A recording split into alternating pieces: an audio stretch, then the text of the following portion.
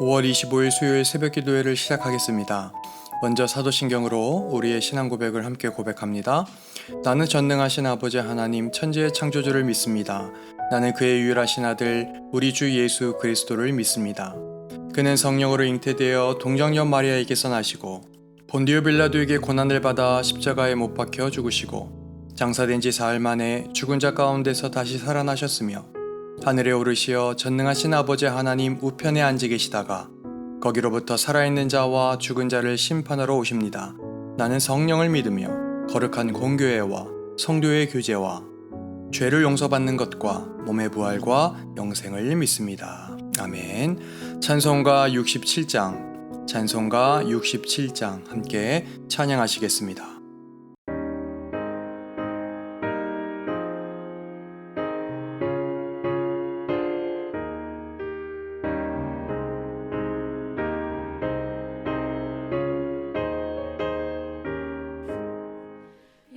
영광의 왕께 다 경배하며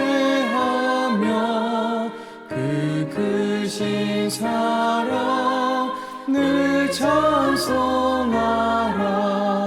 예부터 영원히 참방패시니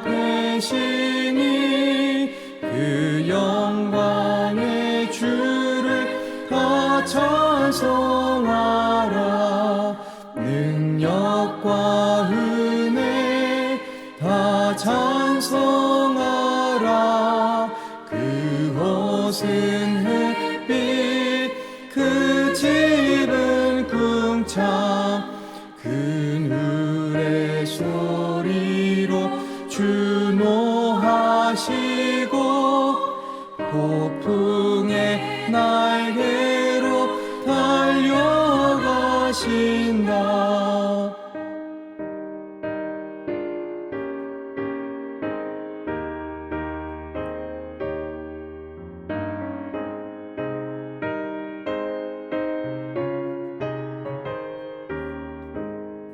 저 아름답고 놀라운 일이 가득한 이 땅 다 주의 조화 그 힘찬 명령에 더 잡히나니 저 푸른 만화는 옷자락이라 질그릇같이 연약한 인생 주 의지하여 늘 강건하리. 온 백성 지으신 만왕이시니 그 자비 영원히 변함없어라.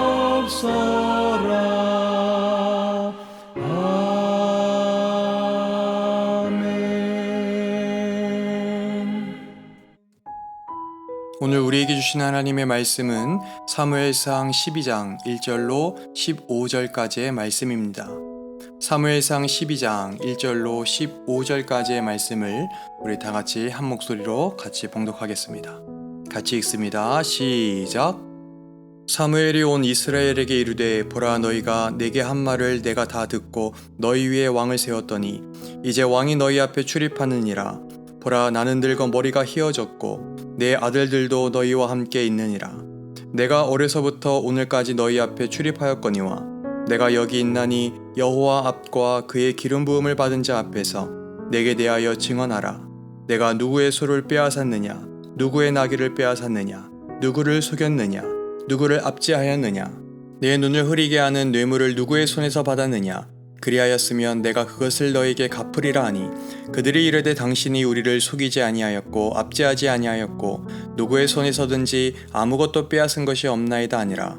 사무엘이 백성에게 이르되 너희가 내 손에서 아무것도 찾아낸 것이 없음을 여호와께서 너희에게 대하여 증언하시며 그의 기름 부음을 받은 자도 오늘 증언하느니라 하니 그들이 이르되 그가 증언하시나이다 하니라.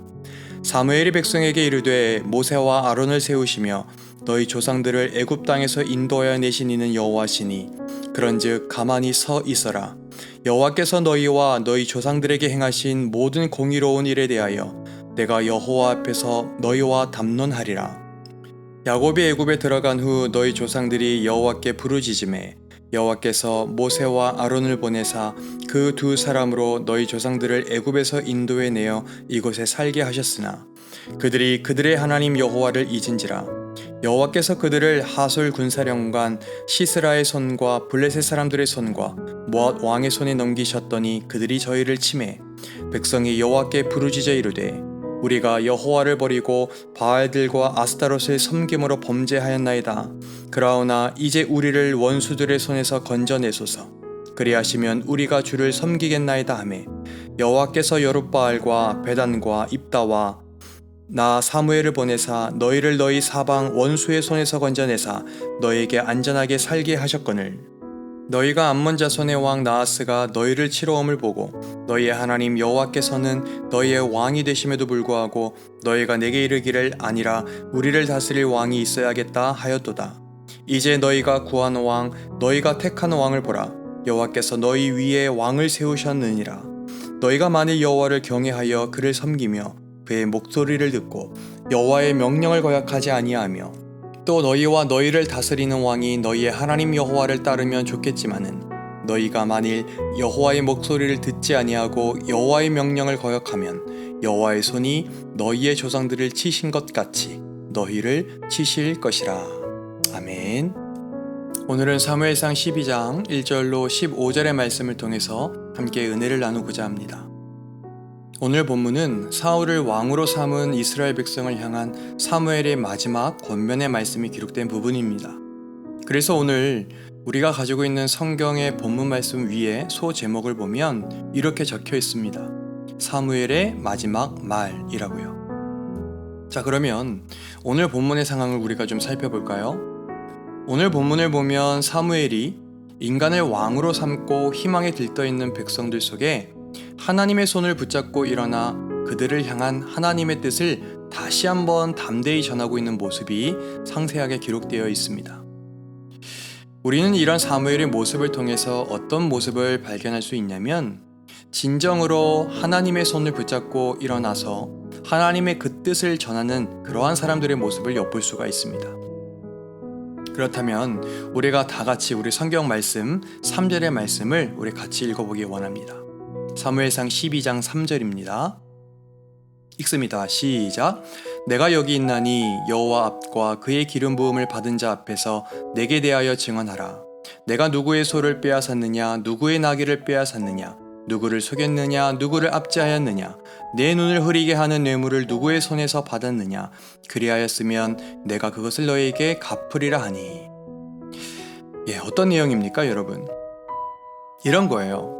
진정한 왕이신 하나님을 등 뒤로 하고 한계가 있는, 즉 유한한 인간을 왕으로 삼은 무지한 이스라엘 백성들을 향해서 지금 사무엘은 하나님의 뜻을 전하기 위해 사무엘이 가장 먼저 한 행동은 자신의 청렴성을 그렇게 사람들에게 묻는 것이었습니다.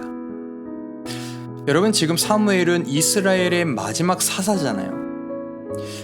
이 사사라고 하는 이 권력을 이용해서 자신이 타인의 재산을 강탈하거나 속인 적은 없는지, 또 이 사사라는 지위를 남용하여 남을 압제하거나 뇌물을 수령한 일이 없는지 등을 확인하는 것이었습니다.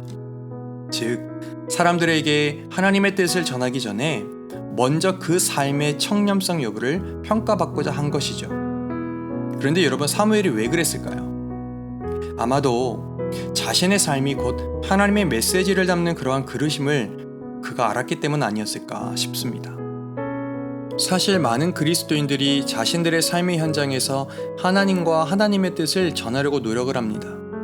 하지만 그 본론을 말하기도 전에 부딪히는 장벽이 있습니다. 바로 세상 사람들의 질타의 목소리죠. 오히려 우리를 보면 하나님을 더 못 믿겠다고 아우성칩니다. 그런데 왜 그런가 생각해 보느라면 대부분 복음을 담고 있어야 할 우리네 삶들이 직분을 떠나 그리스도를 믿는 그리스도인들의 삶이 청렴하지 못하기 때문인 듯 합니다. 같은 이유로 하나님의 손을 붙잡고 일어났던 사무엘은 사람들에게 하나님의 뜻을 전하기에 앞서서 자신의 행실에 대한 사람들의 그 평가를 요청하고 있는 거죠. 여러분, 왜 그렇다고요? 하나님의 뜻이 담긴 메시지의 그 순도가 자칫 자신으로 인해서 훼손될 것을 그가 염려했기 때문이죠.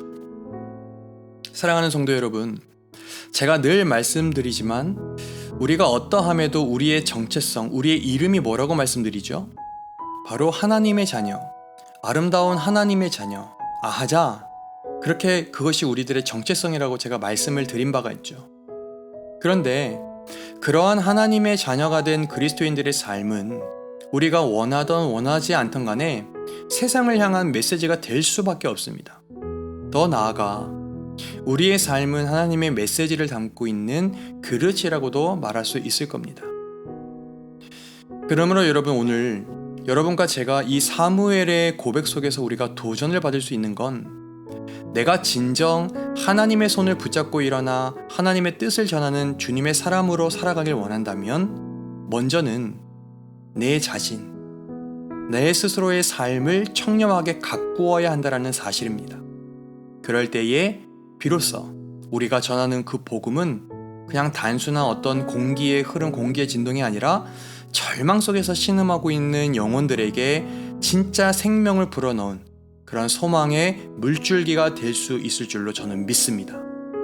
바라는 것은 여러분과 저의 삶이 더욱더 해가 거듭될수록, 더욱더 시간이 흐를수록 청렴하고 정결해지기를 주님의 이름으로 간절히 소망하며 축복합니다.